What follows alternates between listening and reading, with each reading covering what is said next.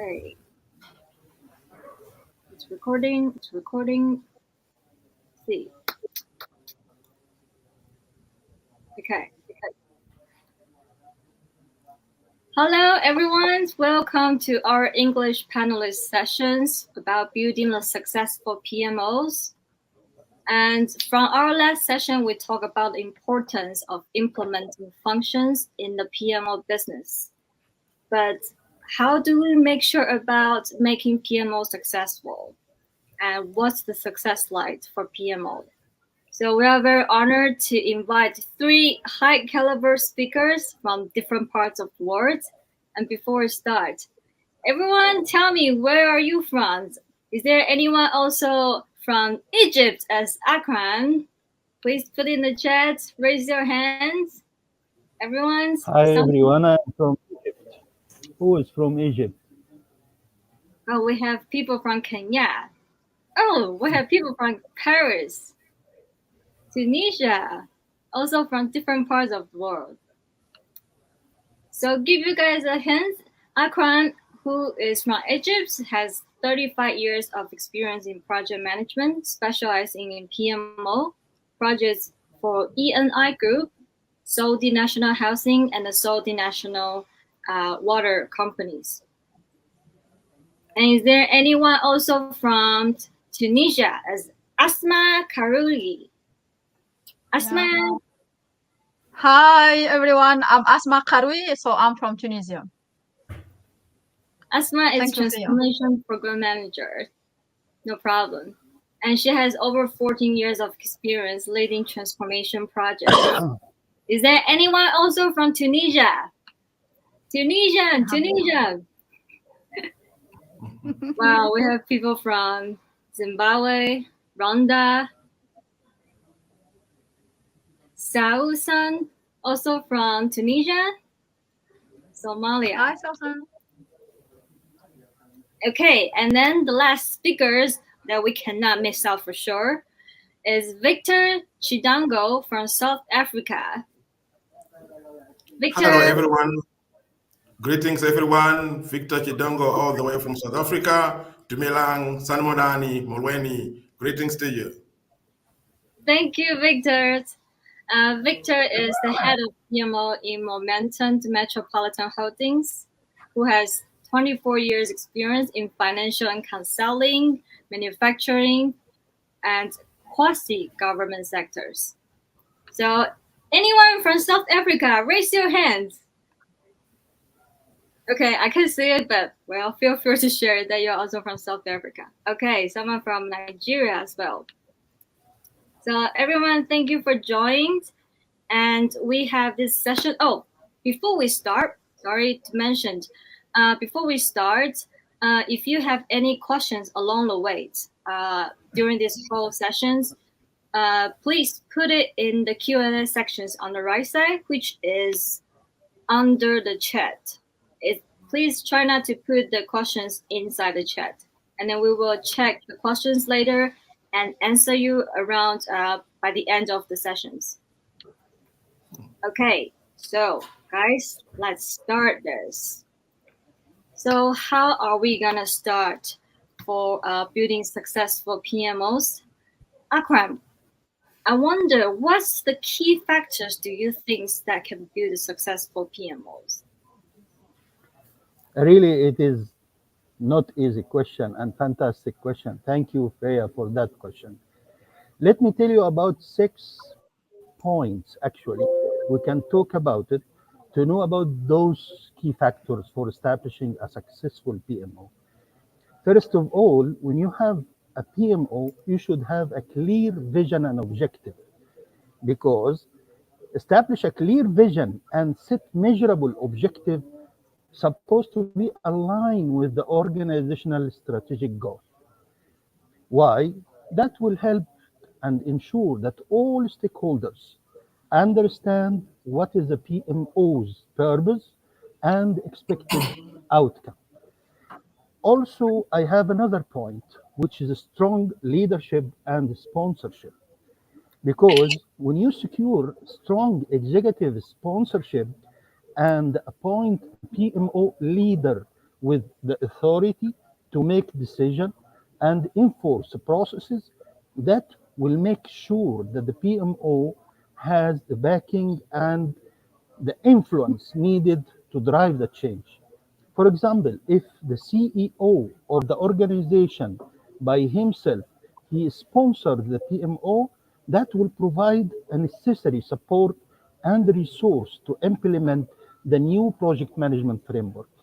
Really, the leadership sponsorship is one of the top success factors.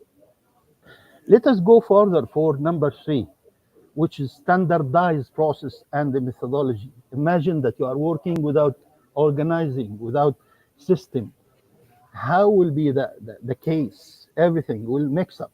But when we develop and implement a standardized process and methodologies for the project management, that will create consistency, that will improve efficiency, and allow for better project tracking and reporting. For our existing PMO, we developed a standardized project management methodology based on the PMI standard, which is including template for the project charters, for example, risk register, and the status report. Really, the standardization for the project management will lead to more predictable project outcomes and easier cross-project comparisons. Another point which is very important, because if you have the standardized, you have the leadership and the sponsorship, and before that you have the clear vision, you need the team. You need the skilled and competent team. So building a team of skilled professionals with the right mix for technical project management experience and provide them with the training and development, it's really crucial to keep team updated to the last and least industry trend and the practice. In our existing or current PMO, we have what we call it a knowledge transfer. And that knowledge transfer provide all the training, all the lessons learned for the team to keep them on the spot. I will not talk much about communication and the stakeholder management. Why? Because everyone knows that when you have established a clear communication channel and regular reporting mechanism, that will keep the stakeholder informed and engaged. Everyone knows also that effective stakeholder management helps in aligning project goals with the stakeholder expectation and addressing issues promptly. For example, in our PMO, we are implementing a communication plan that included weekly progress meeting, monthly executive report, and the project dashboard using the Power BI, which is accessible to all the stakeholders, and that will be transparent. And this transparency will help each and everyone for understanding the project. The last point I have, which is, this is the fruit of the PMO, performance monitoring and continuous improvement. Continuous improvement is a key for sustainability.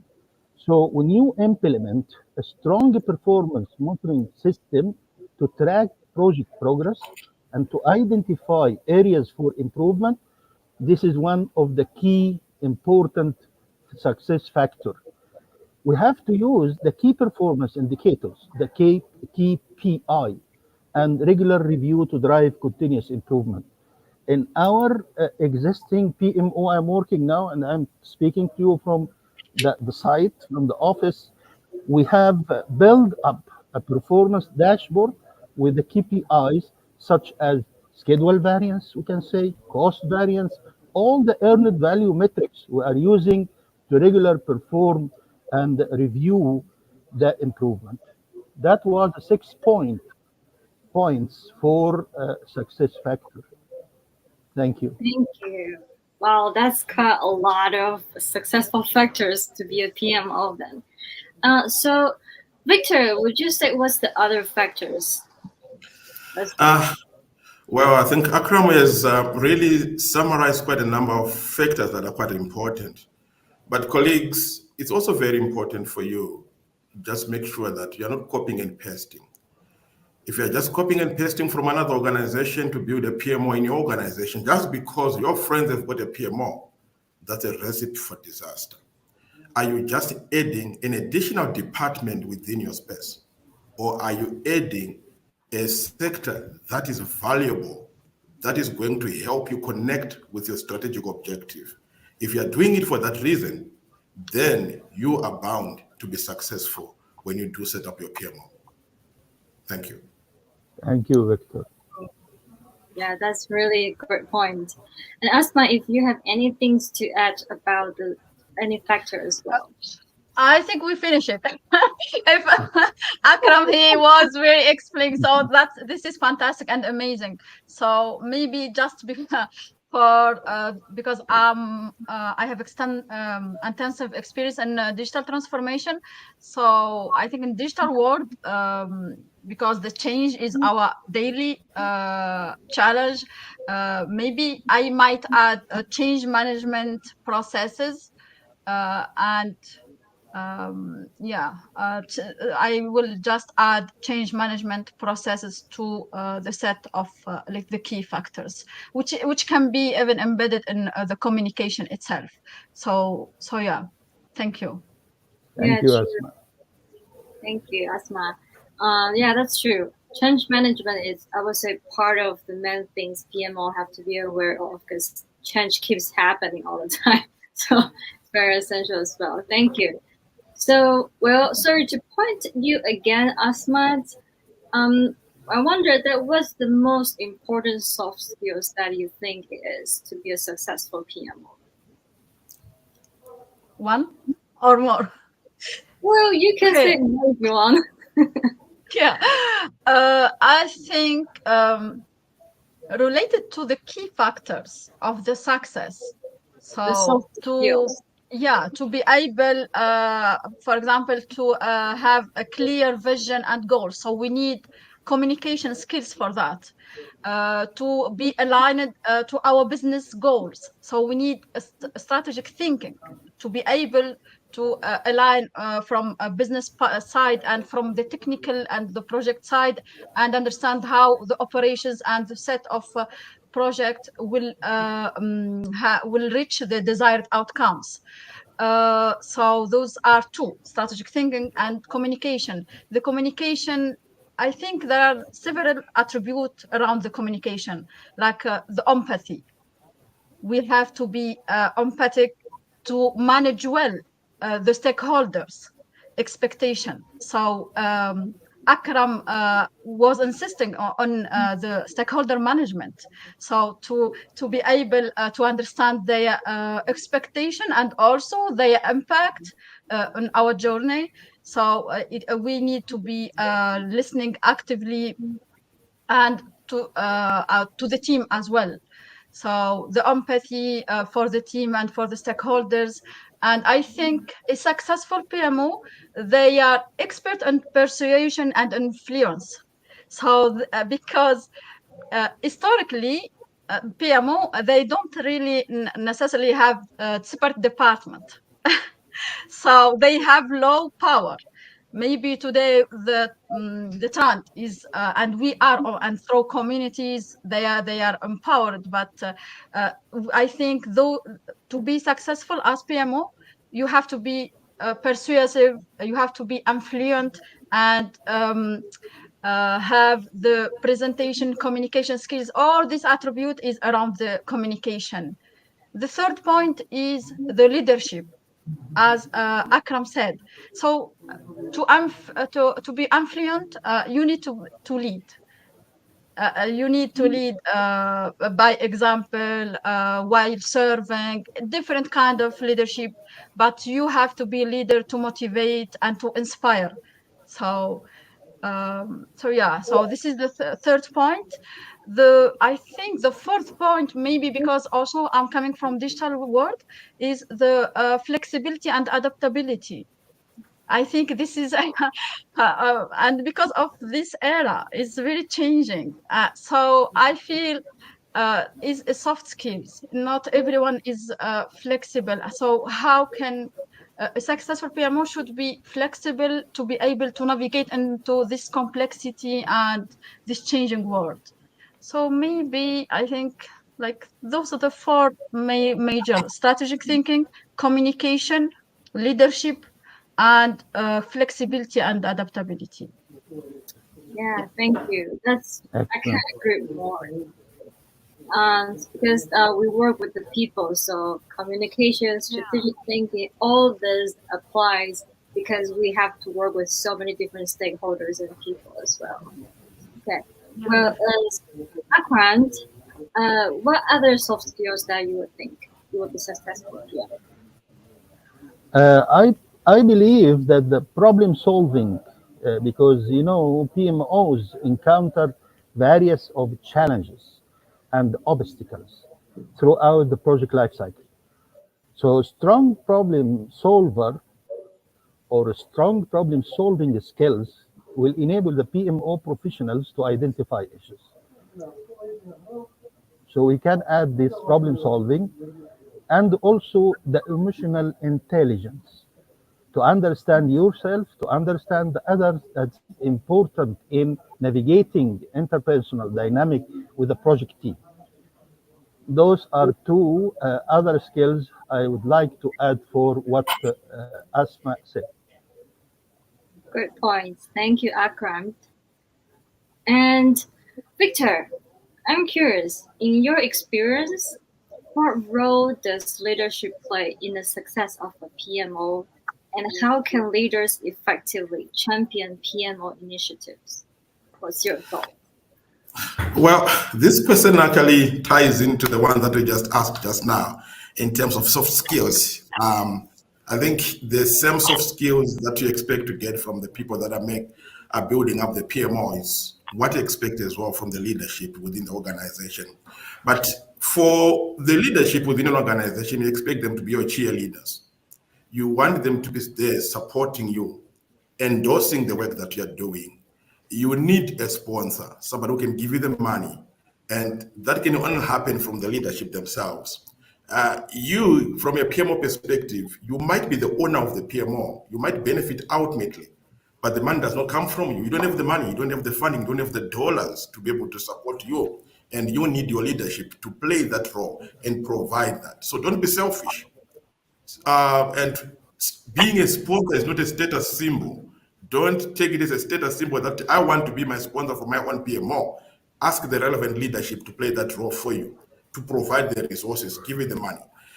The leaders also need to be the spokesperson for you to sell the idea to the entire organization. Do they know what is happening? As a leader, do they support what is coming? Because in many organizations, PMOs are considered as cost centers. People just say it's another cost center, or they're just coming in as a spanner along the way, just a blocker. They will slow us down. That's how people view. So the leadership need to play that role where they need to speak to the organization and tell them the importance and the value that the PMO will bring. But at the same time, you find as the PMO comes on board, many of the project managers and the program managers, portfolio managers, many of them, when they come in, they are speaking the project management jargon. They cannot relate to what the business is doing. They cannot relate to what the business do. They cannot relate to the customers of the business. And that's where the leadership comes in to mentor and guide the PMO team so that they don't sit there in isolation. They know they are part and parcel of the organization, of the business, to understand the business. And when they do the projects, they must be linked to the organizational strategy to get the outcome that you are chasing right at the end. And the leadership also plays that accountability role to hold the teams accountable, to adhere to the processes that you would say, and the tools and process and method that you put in place, and reinforcing their importance. In other words, they are the ones who instill the fear of God in people within the organization and say, if you don't do it the PMO way, we are going to fail. But if we do it the PMO way, we are going to be successful. So So at the end, one key role again for the leadership is for them to be the pioneer user of the services. Do they use the PMO themselves as the leadership? Because if they don't use this PMO themselves for the initiative that they do have, the rest of the organization will lose confidence in the PMO. So can they trust the process? Can they trust you? So those, in a nutshell, from my experience, is what the leadership ought to be doing and playing a part in all the PMOs within organizations. Thank you. Wow, that's very detailed, insightful information. Thank you, Victor. And Asma, if you have anything to add for this. I like the energy. I like the energy, Victor. Thank you. So I think for me, leadership. We need the leadership empowerment. So we need the leadership empowerment while creating a safe work space for the team members to grow and to improve themselves, and like to foster a culture of continuous improvement and collaboration. So, and they develop their competencies to be to reach the excellence. So I think when we have the sponsorship of the leadership and their empowerment, it will enable automatically a lot of positive attitude from inside the team or between the stakeholders. So yeah, for me it's crucial, the empowerment of the leadership. Makes sense. And Akram, so how can PMOs ensure effective project governance? Oh, this is a very nice question, really. I didn't expect it because the effective governance, as everyone knows, is something not easy. When you establish a clear governance and develop, comprehensive framework outline for role responsibility, decision-making process, authority level, that framework, should be aligned with the organization policies and also the governance for the organization, the industry. For example, if we have a PMO in major bridge construction project, I'm talking about the construction, of course, because my background is construction.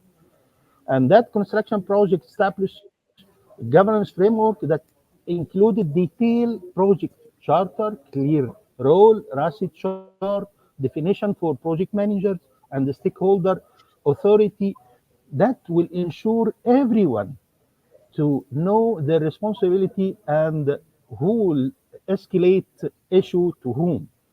So back to the question, how can PMOs ensure effective project governance? Right. Okay.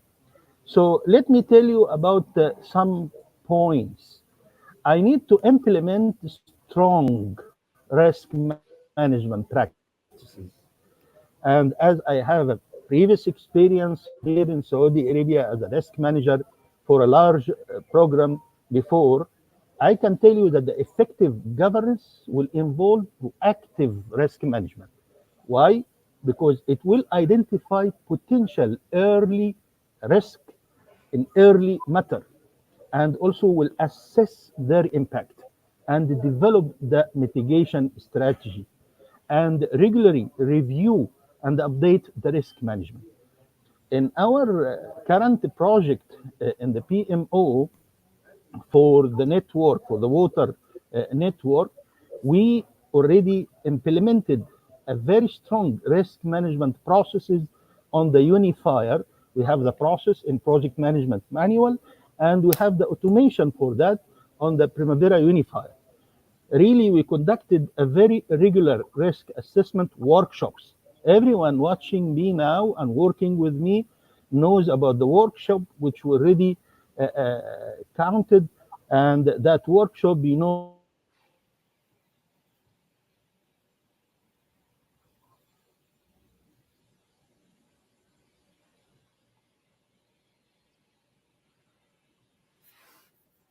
Is it Akram internet?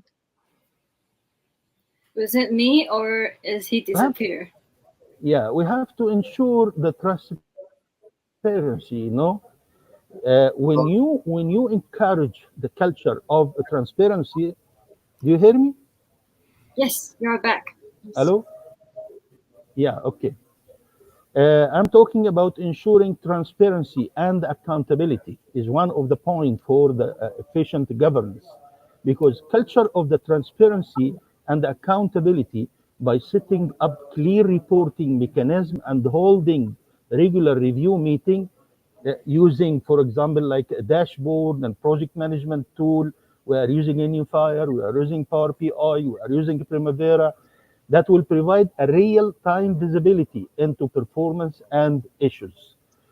Another point also about conducting regular audit and review.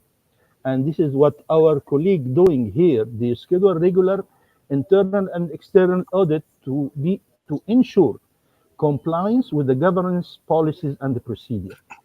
When they found some finding for this audit, it is necessary to adjust and improve. In our current project, we are doing this. Again, I will talk about engage a stakeholder effectively, because the stakeholder is a key for everything. When you talk about how to maintain effective communication with the stakeholder, everyone knows about all the processes from starting of identify stakeholder, a plan for the stakeholder, engage the stakeholder, and all the processes mentioned by PMI. So regular engaging them in governance process through regular update, getting the feedback session, and the inclusive decision making will be comes up. For example, if we talk about a major urban development project, the PMO imagine that he established a stakeholder engagement plan that include monthly town hall meeting and regular newsletter. Of course, that will ensure that everyone is engaging and the project is going properly. The last point, and I hope that I didn't make it long. The last point is utilizing the KPI, the key performance indicator. So we have to define and track the key performance indicator to monitor project performance against the governance standard. The key performance indicator should cover various aspects such as schedule, adherence, budget compliance, quality, benefit, value for the project. I believe this is all the 6 points I came up for the governance and for this question. Thank you. Thank you, Asma. Yeah, those are really useful points about to build like the useful project governance as PMOs. So, Victor, can you share your examples of challenges that you face in building or managing a PMO, and how do you overcome them? Well, as Akram was speaking in terms of governance, and I wanted to just add on what he just said before I go to my question. I'm just being selfish here, but I think it evoked some kind of like nostalgic feelings in me, reminding me of the young me traveling into Africa and implementing some of the PMOs. I think one thing that is important for flexibility, fit for purpose governance. I think the PMO should not be viewed as a policeman, should not be viewed as blocking the way in terms of movement. The power should be in the hands of the project manager. So it's important for that to be effective. Now, coming in, which now comes into the question that Freya, you have just asked me about the challenges that we have faced in managing the PMO. I think it relates again to the same nostalgic feelings I'm having in terms of traveling. And I've been setting up PMOs within our space within Africa countries. But you find that the issue that was highlighted right at the beginning in terms of resistance to change, and I think in one of the sessions with Lavi talking about it as well, resistance to change is quite common. It's quite common. But solving it is about how you engage with the stakeholders. How do you talk to them? Do you talk to them or do you talk with them? I think it's important to define that so that you don't pull them into the dark without talking to them. But if you talk to them and then you hold their hand and pull them into the dark, they understand the journey into the dark. And that's exactly what happens with PMOs, because we go in full throttle, especially head office mentality, and you go and establish a PMO, and then all of a sudden you find there's resistance to change. And many times as well, practically, you would find that issues to do with resource constraints, it's very, very, I mean, you would find that it's prevalent because PMO is a new phenomenon to many people. If you talk about finance and people know and resonate with those departments. But when you talk about PMO, people think, why should I really provide a resource to PMO? Because they cannot connect the PMO to their strategic intentions. So that becomes a challenge. And so those are some of the challenges that one would face. And then you would find many times we go in and we try to establish a PMO. And one of the challenges, again, is lack of clear processes. What exactly are you trying to achieve? What do you want to do? What is your target? Where are you going to? Because many people, if you ask them that question, they don't even answer. All they can do is refer you to another manual or another template. And that does not work in real life. You might have all the theory aligned, but in real life, it won't work. And then you find while you're also trying to establish PMO, some of the challenges that we've said is systems, because people will throw in systems hoping and trusting that systems will solve the problem. Systems will not solve your lack of disciplined execution within your space. So if you just throw in that, because many people suggest, I heard about that, and then they throw them in, and then that becomes a challenge that you face in building and managing a PMO. I'll stop there. Thank you. That's a really great point. Totally agree about this. So even if we PMOs try to like what Akram mentions, like we build this PMO governance or standard process and everything, but without the disciplines, and then people really actually execute all this, then the teamwork still doesn't really work, even if how hard the PMOs build all this together. Okay, so we will get to the questions later on, guys, at the end later. We still have a couple more. So Asma, what recommendation would you share with your younger self about PMO and to succeed better?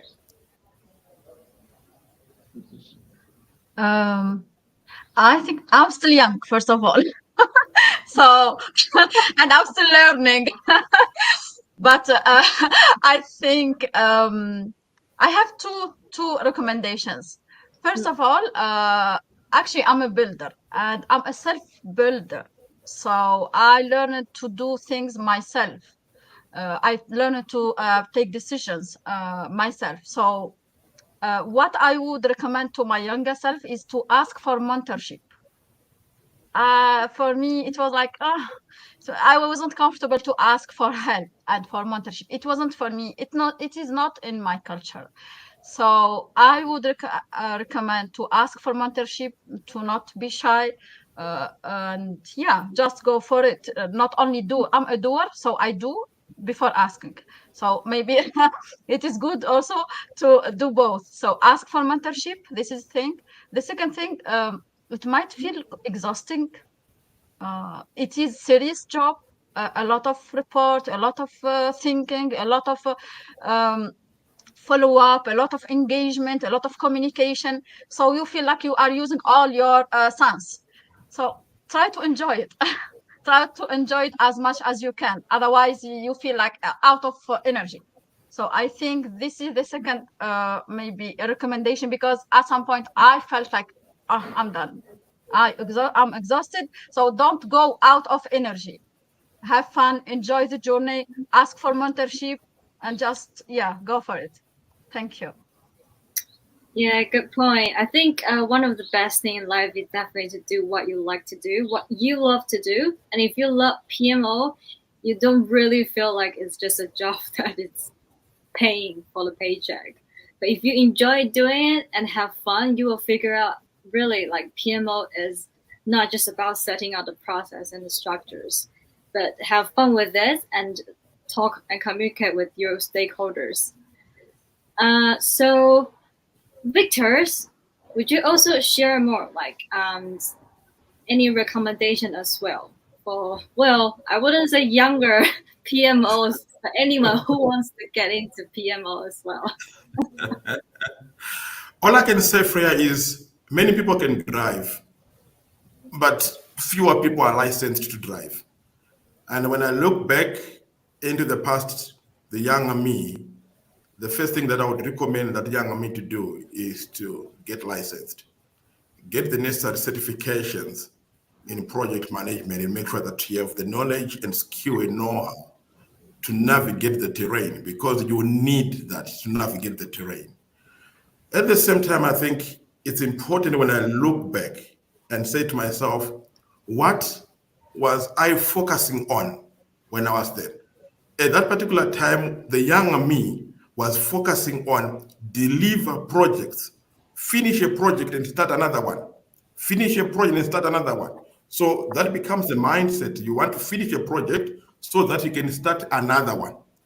But as I grow older and as I matured, I realized that's not the intention.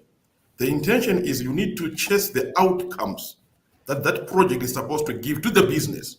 So let's check and pause and see, are we getting the outcomes that we were chasing when we're doing this project? So it's important for every PMO to start thinking around those outcomes.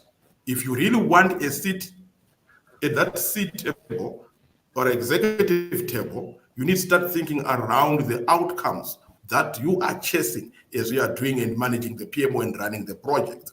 So another idea that I would give to myself, the younger me, is to network more, attend these sessions like this Africa PMO conference. You get to meet other people going through what you are going through, and they've got solutions already, and they can actually help, and you can tap on that experience and apply it in your life.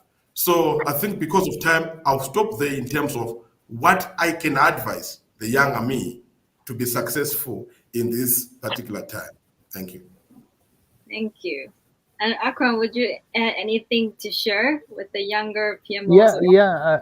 Actually, I would like to focus on building the relationship, because success in a PMO role often, hangs on your ability to build and maintain strong relationship with the stakeholder, of course, with the team member and the other department.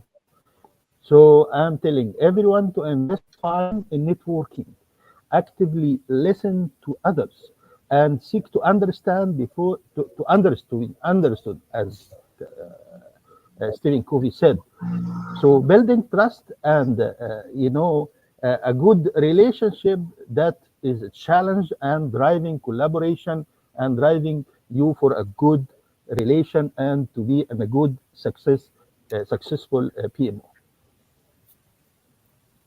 Thank you. Okay, I hope these are very, very insightful for especially the people that are, well, haven't been in the PMO fields, and then, or you want to also be a PMO in the future. Okay, so we only have a few minutes left, so let's have any questions from the audience. So we have some questions. Okay. So the first one is from Ibrahim.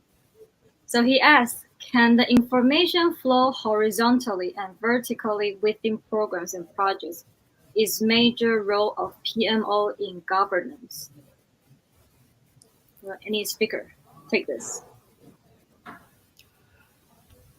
Well, I'm not sure if I fully understand and appreciate the question itself, but I'll try and read it and process it in the same manner. Can the information flow horizontally and vertically within programs and projects?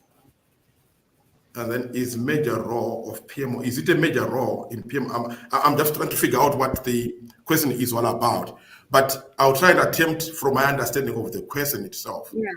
Definitely information flows in whatever direction for the success of the PMO, for the success of the programs and all. You need information to be flowing either way, vertically, sideways. What do I mean by that? It means your communication is well articulated for your projects and for the PMO itself. You don't want people within your organization to be saying, we don't know what is happening. We don't know what is happening on our projects or on our programs, because the PMO is not feeding in any information. So it can go across, it can go vertically in terms of the information. But if we are trying to link it up to governance, that's what I'm just trying to figure out. How are they linking the question to governance as well? Akram, do you seem to be getting that sense? Yeah, this is what I was going to tell. That's according to governance, because governance is telling you what are the role, responsibility, how is escalation, what are the lines, and also according to the type of the organization. Everyone has a PMP certificate, knows about the type of organization. If you are working in projectized organization, usually it is vertical, because everyone has single point of the report. But if you are in the matrix organization, it can be vertically and horizontally. And for the silos organization, I mean the functional organization, it is clearly vertical only. So all these aspects can be also, but it is related to the governance, based on the governance. Okay. Thank you, Victor. Thank you. Hopefully we all answered all the questions for you, Ibrahim. Okay, the second one from Sharif.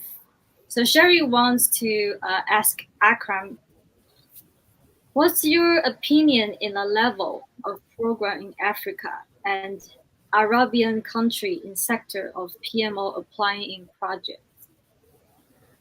We cannot generalize, because there are some countries and some companies, they have a good level up to level 3 if we put it in the scale from 1 to 5 according to P3 M3, which is a tool we are usually check the maturity for the PMO according to Excellence. But if you are talking about overall, we are coming, we are growing, but we still overall average, I can tell you level 1. I'm sorry for that. This is my experience. I cannot generalize. I cannot talk about all the organization. Some organization are in level 3, some organization like IBM in level 5, but in the construction industry, with the organization I work with, they are still in low level of the maturity. Some organization like Aramco, they are high level in maturity. SABIC, they are high level maturity. NWC, National Water Company, they are high level maturity. So we have to have some statistic for that.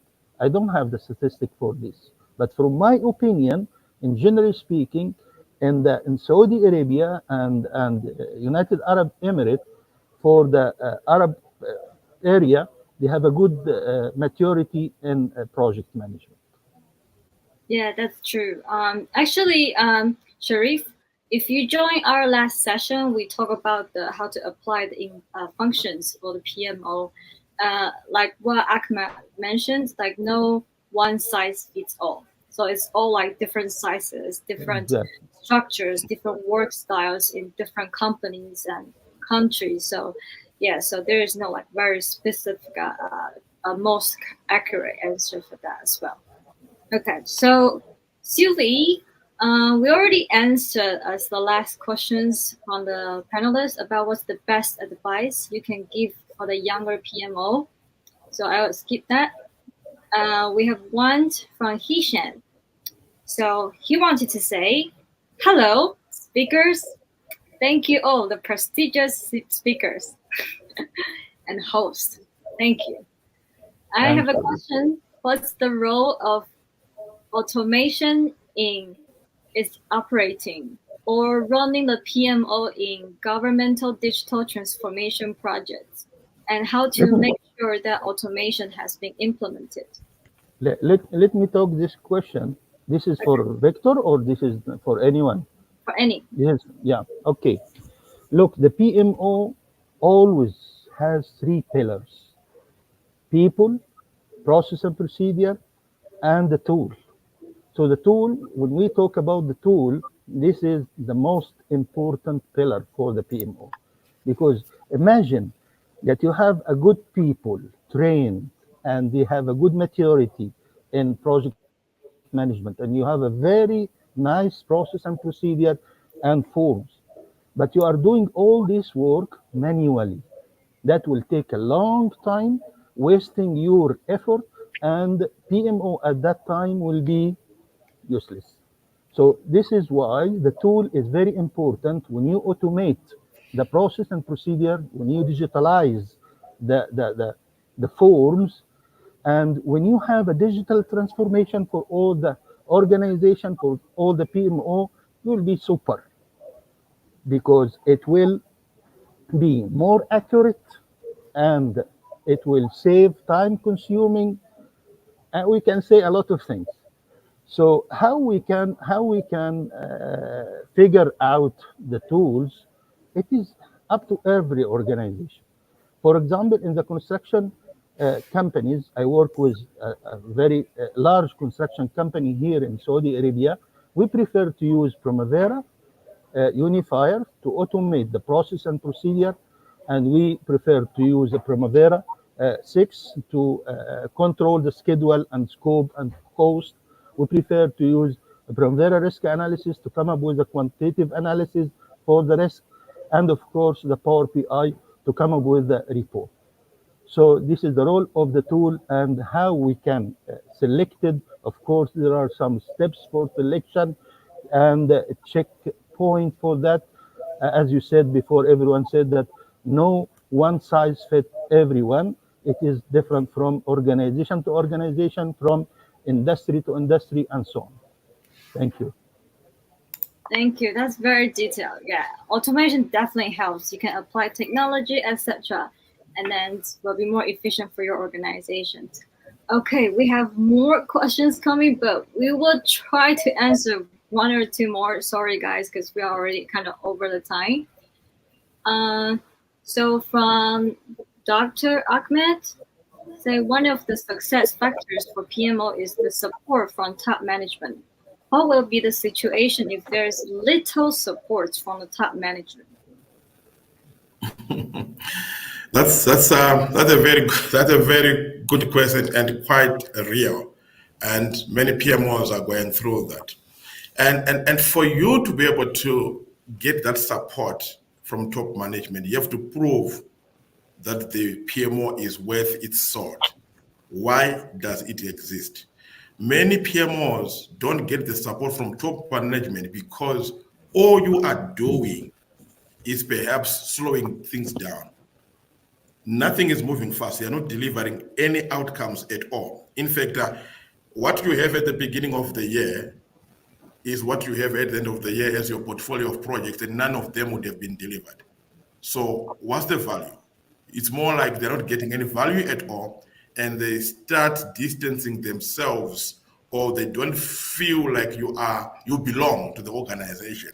All they are looking for is for you to leave, and you're never replaced at all. So it's important to start proving the value, but how do you make sure that you do that? Even when you're running projects, do you even give your top management reports that show where they are? I'm not talking about the reports where you say our project is 50% complete. What does it mean to the business? What does it mean to your CEO? What does it mean to your CFO? Your CFO understands the dollars and the cents. But if you start reporting in such a way that they can see that your journey within the PMO or a journey in your project is nudging towards them getting the benefits, which are measurable in dollars and cents, now you are speaking their language. Now they can start incorporating some of the benefits of the project into their P&L, forecasting that we will get this when the project is done. Now you are making, you are adding value, and your top management will start incorporating you into everything that they are doing. In fact, they can swing from one end of the line to not supporting you, to start giving you everything to be run through the PMO. I need to add something if we have time, Priya, please. Yeah, this actually, this question is very good from my friend Dr. Ahmed Adib, and he is saying about situation always happening. What will be the situation if there is a little support from top management? The situation that you will not have a vision, you don't know the objective, you don't have enough resource, that equal what? You cannot succeed.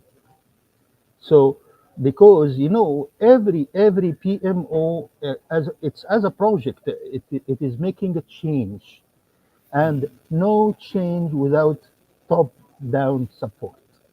So this is my additional comment on it. Thank you. Thank you for adding more Akrams. Okay, we do have quite a lot, but I might need to just take like 1 or 2 more only. Sorry, guys, because we're already over the time. And then we will have the next session soon. But Asma, there's someone wants to talk to you. So Ahmed asked, in the future, do you think there is a chance for the PMO to continue, or will AI potentially eliminate the need for it? I actually replied. So I think I have 2 comments actually to reply to this. Replace or not, I don't know. But what I think is the PMO should use today the power of AI. So it's time for us to embrace AI and to not just be afraid of it as threat. So we should use it like in daily work, like Copilot, like to have recommendations, which action will be more impactful, which action will have from where I will have the best KPIs. So I think we should, but AI to replace PMO, I doubt it, because PMO has observed a lot of soft skills, strategic thinking, problem solving, communication, stakeholder engagement, blah blah blah. Those is not like technical. So and non-technical skills is hard to replace. So it's mostly around human and emotional intelligence. So to replace us, no way. Very true. But yeah, let's use the power. Yeah, thank you. Yeah, many things AI still cannot imitate from a human being, right? So social intelligence, emotional intelligence, like what Asma mentioned. Okay, sorry guys, we just take one last one before we go. So Susan, is it Susan or Susan? Sorry. When can the PMO transition from a supportive role to directive? Are there key performance indicators, KPIs for each levels? I would discourage transitioning to directive. You must transition to being a partner. Once you transition to being a directive PMO, you are at odds with the business. You'll be fighting with the business all the time. So I would encourage, don't move into directive PMO, actually move into partner PMO. The business must identify you as their partner and not as a policeman within the organization. You are not an auditor. You are there to partner with the business to get the result that the business is chasing. Deliver for them, deliver the outcomes. You are a good partner. Can I add something? Yes. Yeah, actually, this is of course PMI definitions about the types of the PMO. But in the real life, yes, we have a directive, supportive, and all this business. And always the first question we ask when we establish the PMO, after we make the assessment and come up with the report, we ask the sponsor about his vision, what he is expecting from the PMO, because maybe the business owner doesn't want a directive, so there is no KPI. It is coming from the vision.